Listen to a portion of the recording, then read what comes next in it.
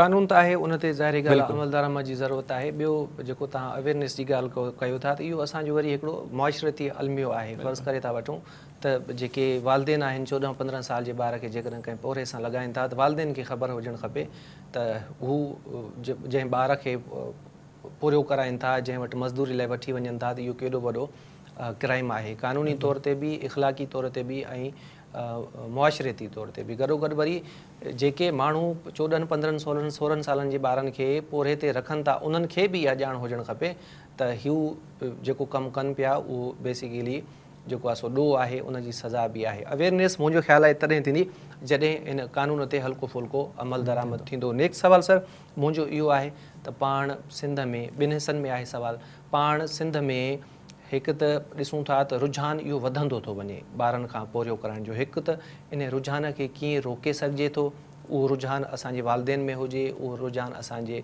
मुआशरे में हुजे। छो जो वालदान खां हटी करे मुआशरे जो बि हिकिड़ो रोल हूंदो आहे, सिविल सोसाइटी जो बि हिकिड़ो रोल हूंदो आहे जंहिंखे हू प्ले कंदी आहे। जीअं पाण ॾिसूं था मंशात ख़िलाफ़ तहरीकूं हलनि थियूं, ईअं जेकॾहिं ॿारनि वारे मामले ते को अहिड़ो तहरुक वरितो वञे त उन सां केतिरो जेको आहे सो असरु पवंदो। सेकेंडली इहो आहे छा करणु खपे असांजी हुकूमतुनि खे, असांजी रियासत खे, कहिड़ी पॉलिसी ठाहिणु खपे जो असां हिन में 100% न सही त बि 50-60% त घटिताई आणियूं। सर जीअं हिकिड़ी इंग्लिश जी कहावत आहे, चैरिटी बिगिन्स एट होम। हिन जो मतिलबु इहो आहे की जेकी तव्हांजी तरबियत आहे, जेकी तव्हांजी नशोदनुमा थींदी आहे, उहा तव्हांजी शुरू थींदी आहे घर मां, यानी तव्हांजे वालदैन खां, तव्हांजे अज़ीज़ व अक़ारिब मां, दोस्तनि मां।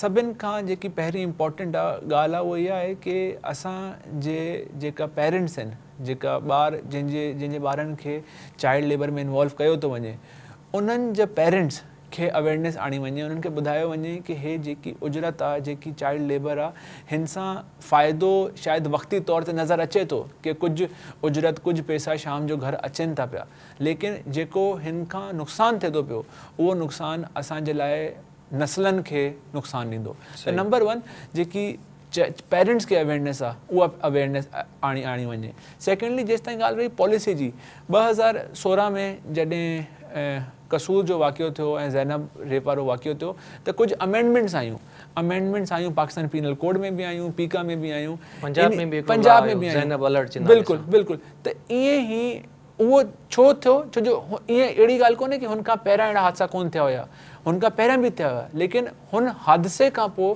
हिकिड़ी गवर्नमेंट एक्शन खयो ऐं गवर्नमेंट चयो असां हिन ते सॉलिड पॉलिसी आणंदासीं, ऐं पॉलिसी सिर्फ़ु आणंदासीं कोन, हुन पॉलिसी जे मथां असां अमल बि कराईंदासीं। छो जो सर जेको अमल जो प्रोसेस आहे उहो सभिनि खां ॾुखियो प्रोसेस आहे। त अगरि गवर्नमेंट पॉलिसी आहे मौजूदु, हुन पॉलिसी ते अगरि अमल कराए थी, हिकिड़ो प्रेसिडेंट सेट करे थी पई, हिकिड़े माण्हू खे पनिशमेंट थिए थी पई, ऐं पनिशमेंट एग्ज़ीक्यूट बि थिए थी पई, त कल्ह को जॾहिं कोई बि माण्हू चाइल्ड लेबर में कंहिं ॿार खे इन्वॉल्व कंदो, त उहो करण खां पहिरियों 100 दफ़ा सोचंदो की अगरि मां हिन खे इन्वॉल्व कयां थो पियो त मूंसां छा छा थी सघे थो पियो। त असांजे लाइ ज़रूरी आहे की असां हिकिड़ी एग्ज़ाम्पल सेट कयूं, कानून खे अमल में आणियूं, ऐं गॾोगॾु जीअं असेंबली जा कुझु प्रपोज़ल्स ईंदा रहंदा आहिनि की तव्हां प्रपोज़ कयो, तव्हांजा छा मसइला मसाइल आहिनि, त आवाम खे बि घुरिजे की उहे अॻियां अचनि, अॻियां अची अवामी नुमाइंदनि खे इहा ॻाल्हि प्रपोज़ कनि की इहे मसाइल आहिनि, इन्हनि मसाइल जे मथां कानून साज़ी थियणु घुरिजे लेटेस्ट, ऐं उन्हनि कानून साज़ी जे मथां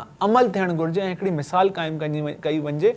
हुन में असांजो रोल बि इम्पॉर्टेंट आहे एज़ लॉयर, कोर्टनि जो रोल बि इम्पॉर्टेंट आहे, मीडिया जो रोल बि इम्पॉर्टेंट आहे। छो जो जॾहिं इहे सभु इदारा मिली करे हिकिड़ी एफर्ट विझंदा, only then we can have a prosperous society.